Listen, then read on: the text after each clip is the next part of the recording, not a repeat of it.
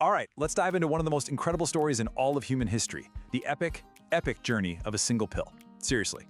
It's a story that stretches back 60,000 years, from ancient shamans all the way to the absolute cutting edge of genetic science. This is the story of how we as a species learn to heal.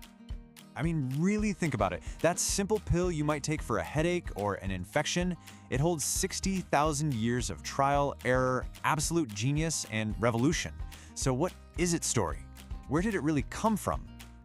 So, our journey begins in a world that, honestly, would be almost unrecognizable to us now. A world where medicine was this wild blend of instinct, a little bit of magic, and the very first sparks of careful observation. And the scale of this transformation is just staggering. We went from a world of magic and rituals, of instinctual herbs passed down through stories, where knowledge could literally vanish in a single generation, to our world of data, of precise chemical compounds, and of decoding our own genetic blueprints. This wasn't just some gradual change, it was a complete reinvention of how humanity thinks about healing itself. Now, the first steps were slow, but they were absolutely monumental. We have evidence that Neanderthals were using medicinal plants 60,000 years ago. But the real game changer? It came with writing. In Mesopotamia, they started documenting things like the poppy plant on clay tablets. In Egypt, you have the Ebers Papyrus, which listed hundreds of remedies. And then came Hippocrates in Greece, who made this really radical argument that disease wasn't a punishment from the gods, but something that could be rationally understood. So here's the crucial point, the real kicker: documentation.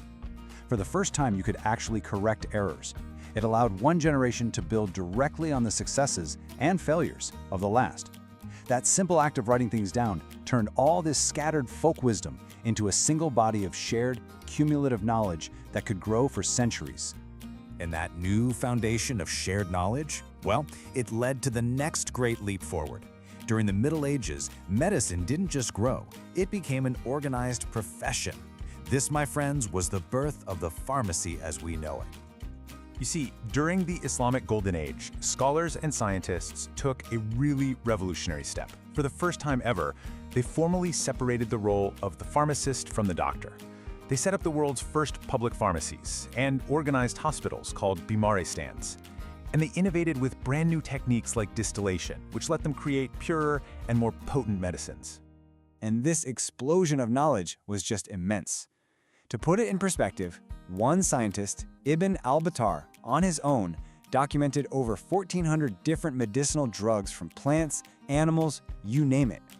This wasn't just about preserving old wisdom anymore, this was a massive expansion of it. The influence of this era was just so profound, so long-lasting. Works like Ibn Sina's The Canon of Medicine were so comprehensive that they became the standard medical textbooks in Europe for hundreds of years. They were literally the bridge from ancient wisdom to modern science. But that bridge, it would eventually lead to a series of rapid-fire explosions in knowledge. We're talking about 4 major revolutions that happened in pretty quick succession, completely reshaping our world and building the very foundation of the medicine we all rely on today. I want you to think of them like 4 dominoes, each one knocked over the next, creating this incredible cascade of discovery that just accelerated at a dizzying pace. And it all started with a really fundamental question: what are we actually made of? So, the first domino to fall was the anatomical shift. Back in the 16th century, pioneers like Andreas Vesalius challenged ancient texts by doing something pretty radical, actually dissecting human bodies to see for themselves. I mean, you can't fix a machine without its blueprint, right? For the very first time, we had an accurate map of ourselves. And that accurate map let the second domino fall, all thanks to the invention of the microscope. The germ shift was this monumental realization, championed by people like Louis Pasteur, that it wasn't bad air or evil spirits making us sick. It was tiny, invisible invaders. For the first time ever, medicine had a clear enemy to fight. And that, of course, led directly to the third domino, the chemical shift. If germs were the target, chemistry was what gave us the weapons. Scientists began isolating the active ingredients from plants, like morphine from the poppy. And then they even learned how to synthesize them from scratch, creating drugs like aspirin. Medicine wasn't about imprecise herbs anymore. It was about pure, predictable chemical agents. And the final great domino was the pharmaceutical shift. This wasn't just about creating pure chemicals anymore. This was about finding a chemical that could hunt.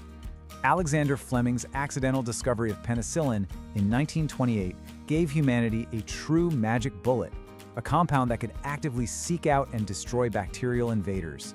The age of antibiotics had begun. So after all those revolutions, where does this incredible journey go now? Well, after focusing on the universal for so long, we are now entering an era that is incredibly personal. The future of medicine is all about being designed specifically for you. In this next frontier, it honestly looks like science fiction. We're talking about personalized medicine, creating drugs based on your specific genetic code. Gene therapies like CRISPR that could one day fix diseases at their source. AI is analyzing massive data sets to find new drugs faster than we ever thought possible. And nanomedicine? That's about designing microscopic robots to deliver treatment directly to a single sick cell, leaving all the healthy ones untouched. So what does all this mean? It means the fundamental philosophy of medicine is shifting right under our feet. After centuries of searching for the one drug that works for all, we are now on this quest to design a unique drug that works perfectly for each person. So the next time you hold a simple pill in your hand, just remember the 60,000-year journey it represents. From a shaman's chant all the way to a line of genetic code. And that leaves us with one last question. After all this time, all this discovery, is the epic journey of medicine finally nearing its end? Or has it, in some strange and exciting way, only just begun?